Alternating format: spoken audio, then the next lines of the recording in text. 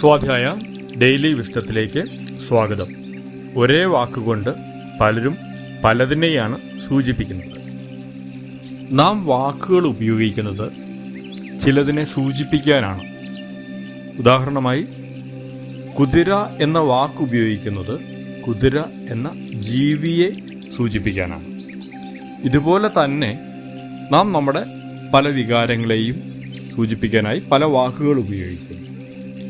എന്നാൽ നമ്മുടെ എല്ലാം ധാരണ എല്ലാവരും വാക്കുകൾ ഉപയോഗിക്കുന്നത് നാം ഉപയോഗിക്കുന്ന അതേ അർത്ഥത്തിലാണ് എന്നാണ്. ഇത് പലപ്പോഴും ശരിയാകണമെന്നില്ല.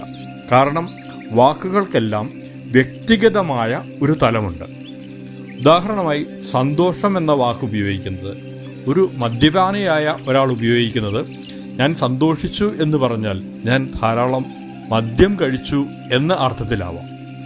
ഭക്ഷണപ്രിയനായ ഒരാൾ ഉപയോഗിക്കുന്നത് ഒരു പക്ഷേ താൻ ധാരാളം ഭക്ഷണം കഴിച്ചു എന്നതിനെ സൂചിപ്പിക്കാനാകാം.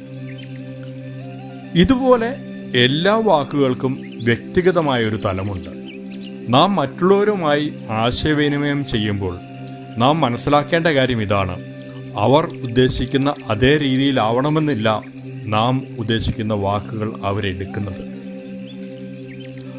നാം ഉപയോഗിക്കുന്ന വാക്കുകൾ അതേ അർത്ഥത്തിൽ തന്നെ അവരെടുക്കണമെന്ന് യാതൊരു നിർബന്ധവുമില്ല. അതുപോലെ അവർ ഉപയോഗിക്കുന്ന വാക്കുകൾ നാം എടുക്കുന്നത് അവരുദ്ദേശിക്കുന്ന അതേ അർത്ഥത്തിലാകണമെന്നുമില്ല. ഇത് മനസ്സിലാക്കിയാൽ നമ്മുടെ ജീവിതത്തിൽ ആശയവിനിമയം കുറച്ചുകൂടെ നമുക്ക് എളുപ്പമായി മാറും. പല പ്രശ്നങ്ങൾക്കും പരിഹാരവുമാകും. Thank you all.